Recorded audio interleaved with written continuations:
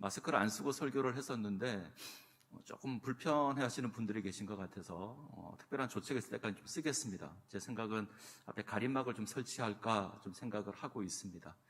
조금 발음이 조금 불분명하더라도 이해해 주셨으면 좋겠습니다. 오늘 본문의 말씀으로 이 세상에 오신 하나님의 아들, 이런 제목으로 함께 말씀을 대하기를 원합니다. 알렉산드르 푸스킨이라는 시인이 있습니다. 이 시인이 기록한 시 가운데 아주 유명한 문구가 하나 있습니다. 삶이 그대를 속일지라도 슬퍼하거나 노하지 말라. 어디서 많이 들어봤습니다. 삶이 그대를 속일지라도 슬퍼하거나 노하지 말라. 이 시는 낙심한 사람에게 어떤 위로를 주는, 힘을 주는 그런 시구로 잘 알려져 있습니다. 이 시를 기록한 알렉산드르 푸스킨에게는 아주 아름다운 아내가 한 명 있었습니다. 그런데 이 푸스킨의 아내와 또 다른 프랑스에서 망명한 귀족 사이에 이제 연문설이 나기 시작합니다. 이때 자신의 마음을 다스리기 위해서 쓴 시가 삶이 그대를 속일지라도 라는 시입니다. 결국 푸스킨은 프랑스 귀족과의 이제 결투에서 부상을 입고 죽임을 당하는데, 그는 자신이 기대하고 있는 어떤 상황과 다른 상황이 주어졌을 때 그에 대한 안타까움, 이런 마음을 담아서 이 시를 기록을 합니다. 우리가 살아가는 삶에도 기대와 다를 때가 있습니다. 요즘은 시장이나 마트에 가서 물건을 잘 사지 않죠. 인터넷으로 구매를 많이 합니다. 코로나 때문에 온라인에서 물건을 사는 경우가 훨씬 더 많아지기도 했고요. 그리고 시대적인 어떤 우리 사회의 여러 변화를 인해서 우리는 직접 물건을 사는 것보다는 이제 인터넷이나 이런 방법을 통해서 물건을 살 때가 많습니다. 가격도 훨씬 저렴하고, 그리고 저희 나라는 아주 배송이 잘 되어 있어서, 택배가 잘 되어 있어서 훨씬 더 간편하기도 합니다. 자, 이런 삶의 변화를 인해서 어느 순간 우리에게 좀 새로운 즐거움이 주어졌습니다. 택배를 기다리는 즐거움이죠. 아이들은 퇴근하는 아빠보다 택배 아저씨를 더 반가워합니다. 그리고 택배 상자를 열어보는 일을 아주 즐거워합니다. 근데 인터넷으로 물건을 구매하는 것이 꼭 좋은 것만은 아닙니다. 때때로 기대와 다른 경우가 있죠. 인터넷 화면에서 볼 때는 아주 예뻤는데, 아주 좋아 보였는데, 실제로 물건을 구매해서 받아보니 마음에도 들지 않고 부실할 때가 있습니다. 특별히 옷을 살 때는 더욱더 그런 것 같습니다. 내가 보기에 너무 예뻐 보였는데 막상 와서 물건을 대하게 되니 기대와 다른 경우가 허다합니다. 여행을 갈 때도 마찬가지인 것 같습니다. 사진을 보고 아주 예뻐 보이고 좋아 보이는 숙소를 예약을 합니다. 들뜬 마음으로 목적지에 도착을 했는데 사진에서 보던 것과는 많이 다릅니다. 사실 숙소가 마음에 들지 않으면 여행은 좀 흥이 깨집니다. 맛집을 검색하고 고생을 해서 찾아갔는데 맛이 없으면 실망이 이만저만이 아닙니다. 사람에게 실망할 때도 있습니다. 소개팅에 나갔는데, 누군가를 소개받기 위해서 나갔는데 아무리 보아도 사진과 다릅니다. 달라도 이렇게 다를 수가 없습니다. 결혼도 마찬가지가 아닌가 하는 생각도 듭니다. 결혼할 때는 너 없으면 못 살아 이러고 결혼을 합니다. 살아가다 보면 너 때문에 못 살아 이렇게 바뀌는 경우도 있습니다.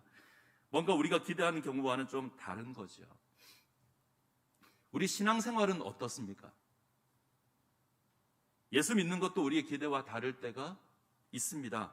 많은 사람들이 예수 믿는 것으로 이 땅에서 뭔가 특별한 대우 받기를 원합니다. 하는 일이 잘 되기를 원하고, 형통하기를 원하고, 성공하기를 기대합니다. 한마디로 복 받기를 원합니다. 이런 기대가 우리 가운데 있습니다. 오늘날 한국 교회 위기는 신앙이라고 하는 걸 이 땅에서 무엇인가 누리는 것으로 이해하기 때문입니다. 예수 믿으면 복을 받는다. 예수 믿으면 복을 받는다. 이 말을 어떻게 이해하십니까? 맞는 말인가요?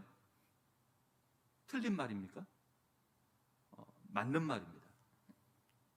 예수 믿으면 복을 받습니다. 그런데 이 복이 어떤 복인지는 우리가 한번 생각해 보아야 합니다. 이 복은 이 땅에서 잘 먹고 잘 사는 것을 의미하는 복은 아닙니다. 만약 그렇게 이해한다면 뭔가 우리가 신앙을 좀 잘못 이해하는 겁니다. 잘 먹고 잘 살게 되는 게 아닙니다. 바르게 살게 됩니다. 이것이 예수 믿는 복입니다. 그동안 우리는 잘못된 삶을 살았습니다. 하나님을 알지 못했습니다. 하나님을 거역하는 삶을 살았습니다. 그래서 하나님 없는 삶을 살아왔습니다. 그런데 이제는 하나님을 알고 하나님의 합당한 삶을 살아가게 됩니다. 하나님 앞에서 바른 삶을 살아가는 거죠. 이것이 예수 믿는 것에 대한 복입니다. 예수로 말미암아 이 땅에서 부귀영화를 누리겠다, 이런 기복적인 신앙은 하나님을 나를 위한 수단과 방법으로 이해하는 겁니다. 나의 만족을 위한 방편으로 이해를 하는 것이죠. 하나님으로 말미암아, 예수로 말미암아 내가 이 땅에서 잘 먹고 잘 살아보겠다, 우리가 기대하는 모습과 비슷하지만 굉장히 위험한 겁니다. 이스라엘의 초대왕 사울을 우리가 잘 압니다. 사울은 하나님의 은혜로 이스라엘 왕으로 기름 부음을 받았지만 그는 하나님의 버림을 당합니다. 결정적인 사건이 사무엘상 15장을 가면 아말렉과의 전쟁이 있습니다. 그 사건이 사울이 버림을 당하는 아주 결정적인 사건입니다. 하나님께서 사울에게 명령하십니다. 아말렉을 쳐서 진멸하라 그럽니다. 요세푸스라는 이제 유대 학자에 따르면 사울은 이 일을 철저하게 준비합니다. 군대도 모으고 계획도 세우고 전략도 짜서 아말렉을 공략합니다. 그리고 전쟁에서 이깁니다. 그런데 진멸하라라는 하나님의 명령을 잊어버립니다. 아각 왕을 살려둡니다. 아주 준수하게 생긴 아각 왕을 살려두죠. 그리고 보기에 좋은 소와 양을 남깁니다. 모든 것을 진멸하라 그랬는데 사울은 그 하나님의 명령을 잊어버리고 청종하지 않고 아각 왕과 가축들을 남깁니다. 인간적인 욕심이 발동한 거죠. 하나님의 말씀을 청종하는 것보다 인간 내면의 목소리에, 욕심의 목소리에 귀를 기울입니다. 아각 왕을 살려서 자기 이름을 드러내기를 원합니다. 저렇게 준수한 왕을 내가 이겼다 드러내기를 원하는 거죠. 하나님의 말씀을 청종하는 것보다 양과 소의 소리에 귀를 기울입니다.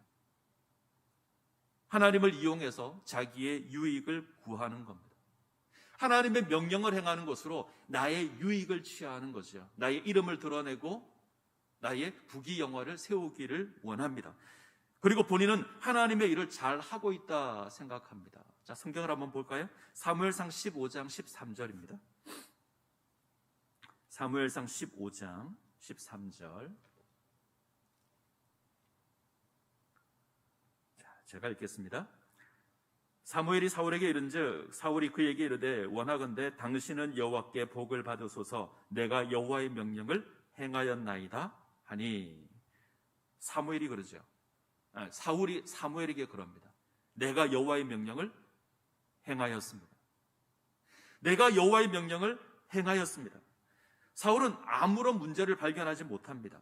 아각 왕을 살리고 양과 소를 남겼는데 그것이 문제가 된다고 생각하지 않습니다.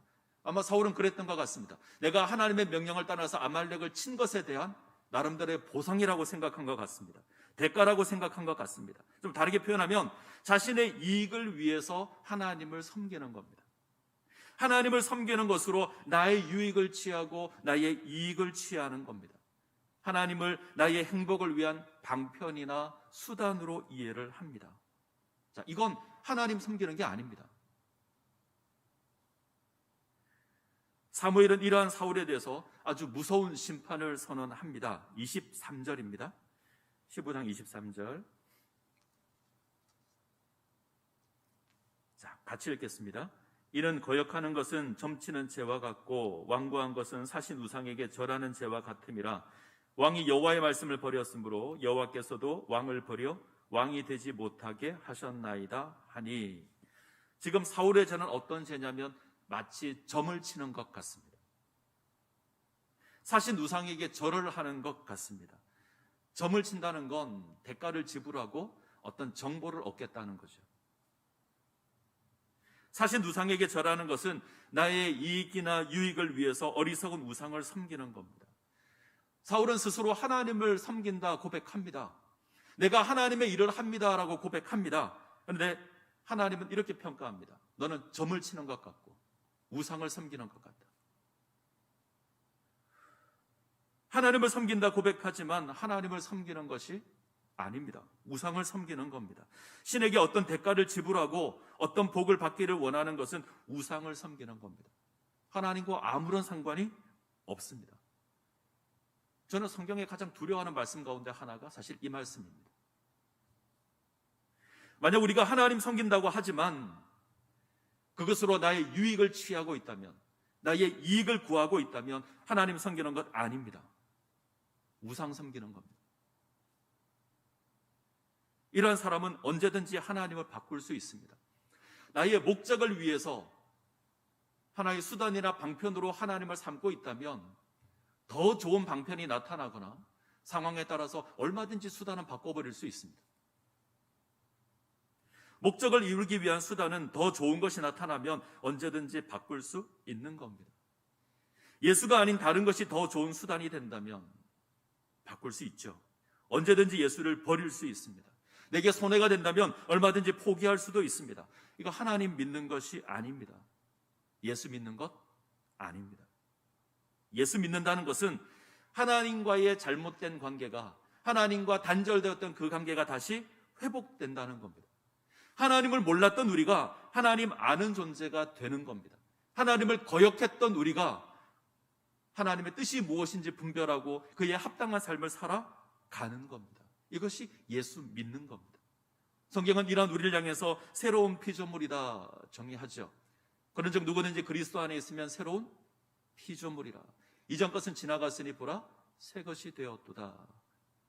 자, 우리가 예수 믿어서 뭐가 바뀐 게 있습니까? 우리 몸을 통해서 외모를 볼 때 내 키가 160이었는데 190이 되었나요? 내가 눈이 2개였는데 눈이 3개가 되었습니까? 아니요, 전혀 바뀐 게 없습니다. 근데 성경은 새로운 피조물이라고 합니다. 우리 외모가 바뀐 게 아닙니다. 조금 전문적인 표현을 쓰면 구조가 바뀐 게 아닙니다.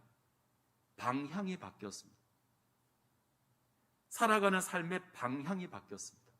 삶의 목표가 바뀌었습니다. 이것을 새로운 존재가 되었다라고 합니다. 하나님을 몰랐던 존재가 하나님을 아는 존재가 됩니다. 하나님을 거역했던 존재가 하나님을 섬기는 존재가 됩니다. 이런 놀라운 변화가 우리 가운데 주어졌습니다. 이것을 새로운 피조물이라고 합니다. 이것이 복음이고요. 이것이 구원입니다. 그런데 이 구원이 이 땅에서 잘 사는 것으로, 이 땅에서 잘 되는 것으로 확인되지 않습니다. 이 땅에서 부귀영화를 누리는 것으로 확인되지 않습니다. 이 땅에서 다른 삶을 사는 것으로 확인이 됩니다. 다른 삶을 사는 것으로 확인이 됩니다. 예전에는 속였는데 이제는 정직하게 삽니다. 예전에는 세상이 옳다고 한 걸 했었는데 이제는 그것이 틀렸다는 것을 알고 다른 삶을 살아가는 겁니다. 세상의 만족이나 풍요를 쫓지 않고 하나님의 뜻을 쫓아 사는 것이 우리가 살아가는 삶의 모습입니다. 사람들의 기대와는 다르죠. 이 땅에서 잘 되고 이 땅에서 성공하고 이 땅에서 형통하게 되는 것, 어쩌면 그것은 복음과 상관이 없습니다. 물론 하나님께서 그렇게 하실 수 있습니다. 하나님께서 우리의 삶을 풍요롭게 할 수 있고 넉넉하게 할 수 있습니다. 얼마든지 우리 가운데 이런 일이 일어날 수 있습니다. 저는 할 수만 있다면 우리 모든 성도님들이 이런 풍요 가운데 세워졌으면 좋겠습니다. 그러나 이것으로 구원을 확인하시면 안 됩니다. 우리의 구원은 다르게 사는 겁니다. 우리의 구원은 이 땅에서 하늘의 삶을 사는 겁니다. 우리의 삶은 이 땅에서 잘 되고 형통하게 되는 것이 아닙니다. 도리어 그 반대로 주어질 까망이 훨씬 더 많습니다. 세상은 하나님을 모릅니다. 그 속에서 하나님 아는 삶을 삽니다. 세상은 하나님을 거역합니다. 우리는 그 속에서 하나님께 순종하는 삶을 살아갑니다. 잘 맞지 않잖아요. 이 불편함이 우리에게는 고통이 될 수 있고 어색함이 될 수 있습니다. 하나님을 모르고 거역하는 세상에서 하나님의 백성으로 살아가는 것, 어쩌면 그 자체가 고난일 겁니다. 예수님께서 고난의 십자가를 지고 갈보리의 언덕을 오르셨습니다. 우리도 동일하게 우리의 십자가를 지고 그분의 뒤를 쫓아 살아가는 것이, 그것이 우리에게 주어진 구원의 삶입니다. 쉽지 않지만 우리가 이 길을 걸을 때 하나님께서 함께 하시고, 우리가 이 길을 감당할 때에 하나님께서 우리에게 은혜 베풀어 주셔서 이 사명 감당하게 하실 겁니다. 우리 예수님께서 우리와 함께 하실 겁니다. 고난의 자리에서 우리와 함께 하시고 우리를 건지실 겁니다. 그리고 하나님의 영광 가운데 세워 주실 겁니다. 자, 오늘 우리가 대하는 부분은 예수님의 수세, 예수님께서 세례를 받으시는 사건과 그리고 예수님께서 광야에서 시험을 받는 그런 장면입니다. 자, 앞쪽을 보시면 세례 요한이라는 사람이 등장을 하죠. 그리고 예수님을 소개합니다. 광야에서 외치는 자의 소리가 있어서 왕의 길을 예비할 거다라는 그 예언에 따라서 그 예언을 성취하는 사람이 이 땅에 왔습니다. 세례 요한입니다. 자, 마가복음 1장 7절을 한번 볼까요? 마가복음 1장 7절 8절 자, 같이 읽겠습니다. 그가 전파하여 이르되 나보다 능력 많으시니가 내 뒤에 오시나니 나는 굽혀 그의 신발끈을 풀기도 감당하지 못하겠노라. 나는 너희에게 물로 세례를 베풀었거니와 그는 너희에게 성령으로 세례를 베푸시리라. 광야에 외치는 자의 소리인 세례 요한이 메시아를 소개하는 장면입니다. 나보다 능력 많으시니가 내 뒤에 오신다. 나는 물로 세례를 베풀지만 그는 성령으로 세례를 베푸실 거다. 그가 얼마나 위대한지 나는 그의 신발끈을 풀 수조차 없다. 자, 이 고백 이후에 예수께서 등장하시죠. 그리고 세례 요한에게 세례를 받습니다. 세례를 받고 물에서 올라오는 순간 놀라운 일이 있습니다. 하늘이 갈라지고 성령이 임하고요. 성령이 비둘기같이 임하고 하늘에서 놀라운 소리가 있습니다. 너는 내 사랑하는 아들이라. 내가 너를 기뻐하노라. 세례 요한이 소개한 그 메시아가 오신 겁니다. 이 세례 이후에, 이 하늘의 소리 이후에 예수께서 광야로 가셔서 시험을 받습니다. 이것이 오늘 우리가 대하는 본문의 내용입니다. 자, 본문 대하기 전에 한 가지 부탁을 드립니다. 오늘 사건을 보게 되면 동일한 사건을 다루는 다른 복음서보다 그 내용이 굉장히 간단합니다. 세례 요한이 예수님께 대해서 세례 베푸는 것을 주저하는 내용도 없고 예수님께서 그것에 대해서 가르치는 내용도 없습니다. 예수님의 시험 기사만 보더라도 시험의 내용이 마가복음에 등장하지 않습니다. 돌을 떡으로 바꾸라, 성전에서 뛰어내리라, 엎드려 절하라, 이런 시험의 내용은 등장하지 않습니다. 내용이 굉장히 간단하죠. 이렇게 간단하면 우리는 계속 다른 본문에 있는 사건을 가지고 오려고 합니다. 그래서 합치려고 하는데 그러지 않으셔야 합니다. 성경을 해석할 때 아주 중요한 부분인데 우리는 네 권의 복음서를 자꾸 합치려고 생각을 해요. 그래서 하나의 복음서를 만들려고 합니다. 그런데 그렇게 하면 각각의 복음서가 지니고 있는 그 고유의 메시지가 사라집니다. 분명 참고할 수는 있죠. 마가복음에 이렇게 기록되어 있는 것이 마태복음이나 누가복음에는 어떻게 기록되어 있을까 참고할 수 있습니다. 그리고 참고하면 이 마가복음의 메시지가 무엇인지 좀 더 선명하게 드러납니다. 그건 좋은데 합치시면 안 됩니다. 마가복음이 무슨 이야기를 하는 것인지를 우리가 확인하는 것으로 비교해야죠. 자, 마가복음의 내용은 그 자체로 충분합니다. 그래서 우리의 관심은 이 마가복음의 메시지가 되어야 합니다. 이 부분들은 앞으로 마가복음을 이해해 나가면서 제가 자주 말씀을 드리겠습니다. 아마 충분히 이해하실 거라 생각을 합니다. 오늘 마가복음의 메시지는 아주 분명합니다. 광야에 외치는 자의 소리인 세례 요한이 소개한 그 메시아가 바로 예수라는 겁니다. 예수께서 세례를 받고 물에서 올라오자 하늘이 갈라지고 성령이 비둘기같이 임합니다. 하늘이 갈라집니다. 예수님께서 십자가에 돌아가셨을 때 성전의 휘장이 찢어진다라는 것과 사실 같은 단어가 사용이 됩니다. 하늘이 갈라지고 이 땅에 성령이 임했다. 이것은 하나님의 나라가 이 땅에 임한다라는 표현입니다. 하나님과 세상 사이의 휘장이 갈라지고 하나님의 나라가 임한 겁니다. 성령이 비둘기같이 내려와 예수께 임한다. 이 말은 성령으로 세례를 베풀 거다라는 세례 요한의 메시지를 입증하는 거죠. 나아가서 예수님께서 성령으로 말미암아 놀라운 구원 사역을 할 것이라는 선포이기도 합니다. 이것으로 예수께서 하나님의 아들로서 이 땅에 임한 구원자임을 선포하고 있습니다. 멋있지 않나요? 하늘이 쫙 갈라지고 성령이 비둘기같이 딱 임합니다. 그런데 주의할 게 있습니다. 이때 들려온 하늘에서의 소리입니다. 이런 소리가 들리죠. 너는 내 사랑하는 아들이라 내가 너를 기뻐하노라. 그냥 보면 멋있는 고백인데, 우리가 지난 시간에 이 구절의 내용을 살폈습니다. 구약에 있는 두 개의 성경 구절이 합쳐졌습니다. 이것을 통해서 예수님이 어떤 메시아인가 선포하는 것이 이 하늘의 소리입니다. 너는 내 사랑하는 아들이라 시편 2편 7절에서 인용이 되었습니다. 시편 2편은 하나님께서 세우신 왕이 하나님을 대적하는 나라와 왕을 정복하게 될 거다, 이런 내용을 선포합니다. 이 구절만 기억한다면 이 땅에 임한 하나님의 아들 예수 그리스도는 세상을 정복하고 심판하는 왕이 되어야 합니다. 그는 심판자입니다. 그를 영접하고 입맞추는 자는 구원을 받겠지만 그를 거역하는 자는 심판을 받게 될 겁니다. 이런 왕의 그림이 있습니다.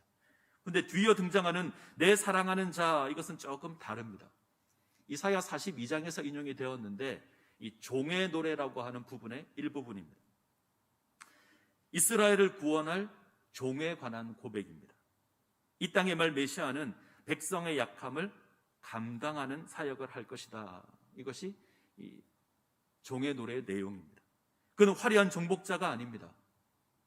그는 고난당하는 종입니다. 큰 소리를 내거나 목소리를 드러내지 않을 겁니다. 상한 갈대를 꺾지 않습니다. 꺼져가는 심지를 꺼버리지 않습니다. 도리어 상처를 감싸 안고 그것을 싸매는, 그것을 치유하는 그런 모습으로 이 땅에 세워질 메시아입니다. 두 개의 그림이 있죠. 하나는 왕입니다. 정복하고 다스릴 왕입니다. 하나는 종입니다. 고난당하고 상처를 부여안고 치료하는 종의 모습입니다. 이 두 가지가 같이 있습니다. 이 두 그림이 의미하는 건 이 땅에 임할 예수는 하나님의 아들이시지만, 그는 분명 하나님의 아들이시지만 그의 사역은 종의 사역이 될 것이라는 선언입니다. 왕이지만 동시에 종입니다. 군림하고 정복하는 것이 아닙니다. 낮아지고 섬기는 겁니다. 고난받으며 고통의 자리로 낮아지는 겁니다. 그는 섬기는 왕이며 낮아지는 왕입니다. 다르게 표현하면 낮아지고 섬기는 것으로 당신이 하나님의 아들이라는 것을 확인할 겁니다. 낮아지고 섬기는 것으로 우리를 향한 구원을 완성할 겁니다. 섬김으로 정복하는 그런 메시아입니다. 당시 사람들이 고대했던 메시아와는 좀 다르죠. 당시 유대인들이 기대했던 메시아와는 좀 다릅니다. 그들은 화려한 왕을 기대했었습니다. 정복자를 기대했었습니다. 로마의 압제로부터 우리를 구원할 왕을 고대했었습니다. 근데 예수님은 그런 왕의 모습을 가지고 오지 않으셨습니다. 그래서 배척을 당하십니다. 화려하고 영광스러운 모습을 기대했는데 초라하고 볼품이 없는 모습으로 임합니다. 기대한 것과 다릅니다. 그러나 우리에게 분명한 복음입니다. 예수님의 시험기사를 보면 조금 더 선명합니다. 마가는 예수님의 시험기사를 아주 간단하게 기록하죠. 짧은 4개의 문장입니다. 시험 내용은 아예 등장하지도 않습니다. 돌을 떡으로 바꿔라, 성전 꼭대기에서 뛰어내리라, 엎드려 절하라, 이런 내용 없습니다. 단지 시험의 장소, 그리고 시험을 받았다, 그리고 시험의 결과만 등장을 합니다. 지금 마가에게 있어서 중요한 건 시험의 내용이 아닙니다. 하나님의 아들이신 예수께서 광야에서 시험을 받으셨다, 이게 중요합니다. 어떤 시험을 받았는가 중요하지 않습니다. 예수께서 광야에서 시험을 받으셨다, 이것이 중요합니다. 하나님의 아들이, 그 영광스러운 하나님의 아들이 시험을 받습니다. 상상할 수 없는 모습입니다. 천지를 창조하신 그 하나님께서 시험을 받으십니다. 광야는 어떤 곳이죠? 이사야 선지자에 의해 예언되었던 이 광야는 광야에 외치는 자의 소리가 주의 길을 예비하는 장소입니다. 세례 요한이 회개의 세례를 전파한 곳이 광야입니다. 메시아는 이곳에서 사역을 시작할 겁니다. 구약을 살펴보게 되면 광야는 긍정적인 이미지가 별로 없습니다. 부정적인 곳입니다. 하나님을 대적하는 세력이 거하는 장소입니다. 인간의 생명을 위협하는 원초적인 혼돈의 장소가 광야입니다. 심판의 장소이고요, 사탄과 악마의 거주지입니다. 덜짐승들의 거주지가 광야입니다. 과거 이스라엘이 광야를 유랑했었습니다. 실패하고 넘어졌던 곳. 그곳은 하나님을 거역했던 실패의 장소이고 방황의 장소입니다. 우리가 살아가는 이 세상이기도 합니다. 고난과 슬픔이 가득한 곳. 이곳에서 예수님께서 시험을 받으십니다. 하나님의 아들이 이 땅에 임하셨습니다. 하늘을 가르고 놀라운 영광의 모습으로 임합니다. 그리고 하나님의 아들로 선포됩니다. 사람들은 기대할 겁니다. 이 하나님의 아들이 어떤 사역을 하실까? 아마 기대하고 기대했을 겁니다. 근데 그의 사역은 광야에서, 고난의 광야에서 시험을 받는 겁니다. 이것이 메시아의 사역입니다. 자, 더 충격적인 게 있습니다. 누가 예수를 광야로 내어 몰죠? 누가 예수를 광야로 내어 몹니까? 사탄이 그렇게 하나요? 자, 성경을 잘 보시면 성령이 예수를 광야로 내어 몹니다. 성령이 곧 예수를 광야로 몰아내신지라. 성령이 하나님의 아들을 고난의 광야로 몰아갑니다. 유진 피터스는 이 구절을 재미있게 해석합니다. 동일한 성령께서 즉시 예수를 광야로 몰아내셨다. 자, 어떤 성령이죠? 비둘기같이 순결하고 거룩한 모습으로 임했던 그 성령입니다.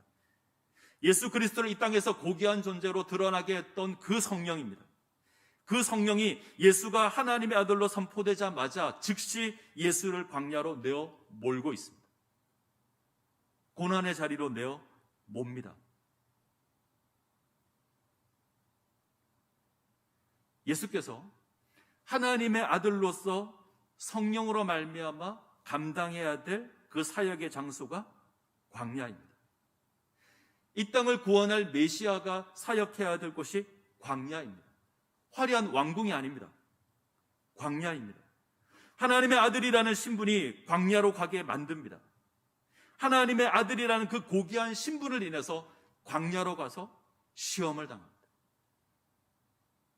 갈등을 불러일으키고 싸움을 불러일으킵니다. 하나님의 자녀라는 고귀한 신분은 우리를 이 땅에서 광야로 내어 몰 겁니다. 시험 받는 자리로 내어 몰 겁니다. 끊임없이 우리를 시험할 겁니다. 우리를 혼돈의 자리로 내어 몰 겁니다.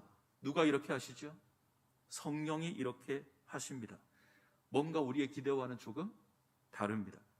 우리는 뭔가 특별한 대우 받을 것을 원합니다. 우리는 화려한 왕궁을 원합니다. 이 땅에서 잘되고 화려함으로 주어질 것이라 기대합니다. 그러나 예수님의 시험에 관한 기사는 우리의 기대가 틀렸다라고 보여줍니다. 잘못되어도 크게 잘못되었습니다. 하나님과 관계된 우리의 신분이 세상에서 갈등을 일으킬 겁니다. 하나님과 관계된 우리의 신분이 이 세상에서 불편하게 살아가도록 만들 겁니다. 하나님을 거역하는 세상에서 이것은 자연스러운 겁니다. 자, 우리가 예수님의 사역을 잘 압니다. 예수님의 사역은 끊임없는 반대 가운데 있습니다. 유대 종교 지도자들은 예수님의 가르침과 이적에 끊임없이 문제를 제기합니다. 세리와 죄인들과 함께 가는 예수를 향해서 거룩하지 못하다 비난합니다. 병자를 고치면 왜 고쳤는가 비난합니다. 심지어 예수님의 사역이 귀신의 왕 바알세불의 힘을 빌려서 하는 것이다 모함하기도 합니다. 하나님의 사역이 주어지고 있는데 사탄의 것이라고 비난하는 겁니다. 급기야 가족들에게 배척당하고 고향에서 배척당하고, 하나님의 아들은 당신의 백성을 모으고 고치는데 끊임없이 반대를 당합니다. 자, 하나님의 백성으로 부름을 입은 우리 역시 우리 삶이 광야로 주어질 수 있습니다. 애굽에서 나온 이스라엘은 바로 가나안 땅으로 가지 않죠. 광야로 갑니다. 하나님께서 다윗에게 기름을 부어 이스라엘 왕으로 세웠습니다. 미래 왕으로 세웠습니다. 바로 왕으로 가지 않습니다. 그는 도망자가 되어서 광야를 유랑해야만 했습니다. 그곳에서 고난의 시험을 당합니다. 그것이 우리에게 주어진 삶의 마땅한 모습입니다. 우리에게도 광야가 있을 겁니다. 자, 그러나 낙심하지 마십시오. 그 광야 속에서 우리는 하나님의 백성으로 세워지게 될 겁니다. 하나님께서 만나로 먹이실 것이고 반석에서 나는 물을 마시게 할 겁니다. 구름 기둥과 불 기둥으로 우리를 인도해 가실 겁니다.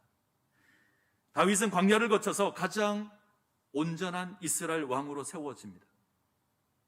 비록 혼돈이 가득한 광야를 지나지만 하나님께서 감당하게 하실 겁니다. 특별히 우리는 이 광야에서 하나님을 만날 겁니다.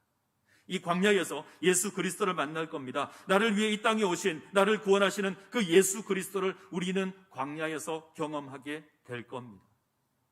그리고 그 주님께서 우리와 함께 하시고 우리를 온전히 세워 주실 겁니다. 자, 히브리서로 가볼까요? 히브리서 2장으로 가겠습니다.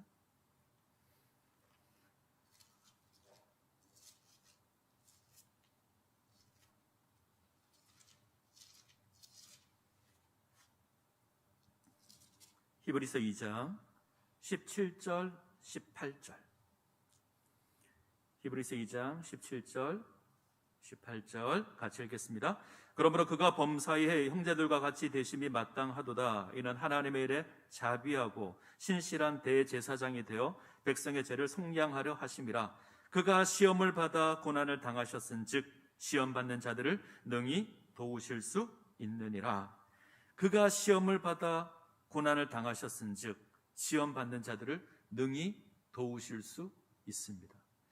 예수님께서 친히 광야에서 시험 당하시고 승리하셨기에 우리가 시험 당할 때, 우리가 고난 가운데 있을 때 그가 우리를 도우십니다. 하늘을 가르고 이 땅에 임하신 하나님의 아들 예수 그리스도께서 우리의 고난을 친히 담당하심으로 우리가 고난 당할 때 우리를 도우십니다. 그리고 우리를 세워 가실 겁니다. 자, 이제 우리는 예수님의 시험의 결과로 한번 가볼까요? 자, 마가복음에서는 예수님에 대한 시험의 결과로 이렇게 고백합니다. 들짐승과 함께 있고 천사들의 수종을 받았다.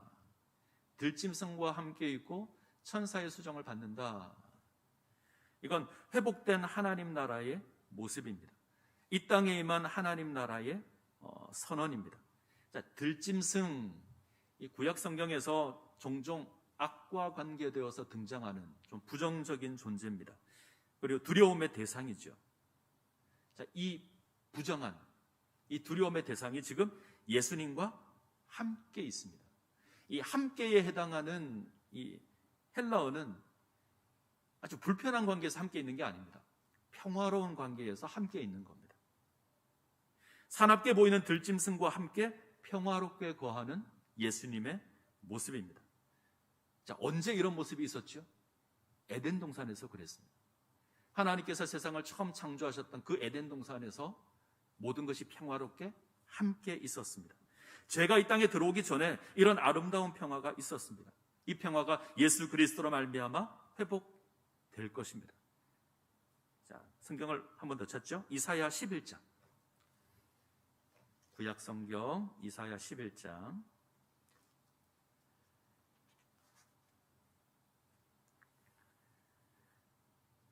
6절부터 9절까지.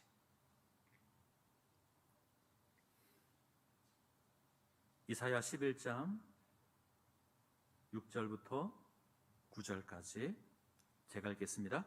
그때 이리가 어린 양과 함께 살며 표범이 어린 염소와 함께 누우며 송아지와 어린 사자와 살찐 짐승이 함께 있어 어린 아이에게 끌리며 암소와 곰이 함께 먹으며 그것들의 새끼가 함께 엎드리며 사자가 소처럼 풀을 먹을 것이며 젖먹는 아이가 독사의 구멍에서 장난하며 젖된 어린아이가 독사굴에 손을 넣을 것이라.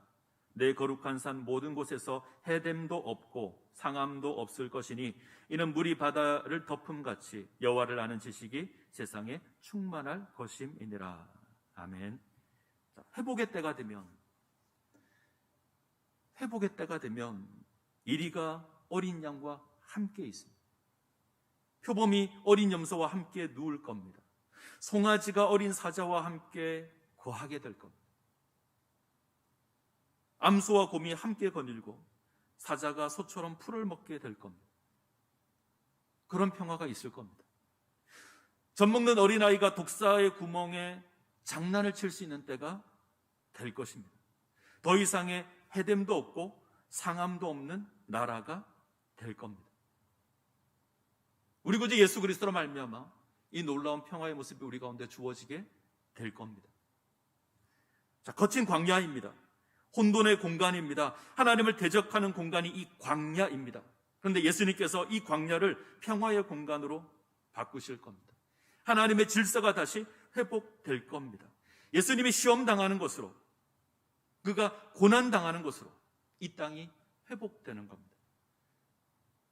하나님의 아들이신 예수 그리스도께서 우리가 살고 있는 이 광야 가운데 임하십니다.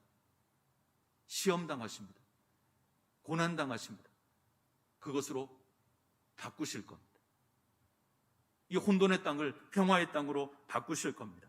그것으로 하나님의 뜻을 이루어 가실 겁니다. 그리고 성취할 겁니다. 예수 믿는다는 건 이 광야에서 하나님을 만나는 겁니다. 예수를 믿는다는 것은 이 광야에서 주님을 만나는 것입니다. 성령은 우리를 끊임없이 광야로 내어 몰 겁니다. 끊임없이 우리를 몰아갈 겁니다. 그곳에서 우리는 여러 가지 시험도 만나게 될 겁니다. 갈등할 수도 있습니다. 어려움을 겪을 수도 있습니다. 억울한 일을 당할 수도 있습니다. 어쩌면 탄식하게 될 수도 있습니다. 그때 우리는 우리보다 앞서가신 예수 그리스도 바라보셔야 합니다. 나를 위해 십자가 지시고 거친 갈보리 언덕 오르신 그 예수 그리스도 바라보셔야 합니다. 동일하게 십자가 지시고 그 예수 그리스도 쫓아 갈보리 언덕을 오르셔야 합니다. 그때 우리는 부활의 영광으로 나아갈 수 있습니다. 그때 우리는 예수 그리스도로 말미암아 참된 평화를 누리게 될 겁니다. 이 일에 있어서 기억하십시오. 우리보다 먼저 시험 받으신 그분께서 우리와 함께 하시고 우리를 도와 주실 겁니다. 이 주님 바라보시기를, 그로 말미암아 하나님께서 허락하시는 놀라운 은혜를 누리시기를 간절히 소원합니다. 기도하시겠습니다. 살아계신 하나님 은혜를 감사합니다. 이 시간 말씀을 통해서 예수 믿는 것이 무엇인지 다시 한번 저희가 확인합니다. 이 땅에서 단순히 잘 먹고 잘 살게 되는 것이 복음이 아니라 하나님을 몰랐던 우리가 하나님을 알고 하나님을 거역했던 우리가 하나님을 섬기는 삶을 살아가게 된 것이 복음임을 기억하게 하시고 그에 합당한 삶을 살아갈 수 있도록 은혜 베풀어 주옵소서. 무엇보다 하나님, 우리가 살아가는 이 고난의 광야에서 우리 주님 만나게 하시고 하나님 만나게 하시며 그 하나님으로 말미암아 그 예수 그리스도로 말미암아 온전한 주의 백성으로 세워질 수 있도록 우리 하나님께서 역사하여 주시옵소서. 예수님의 이름으로 기도합니다. 아멘.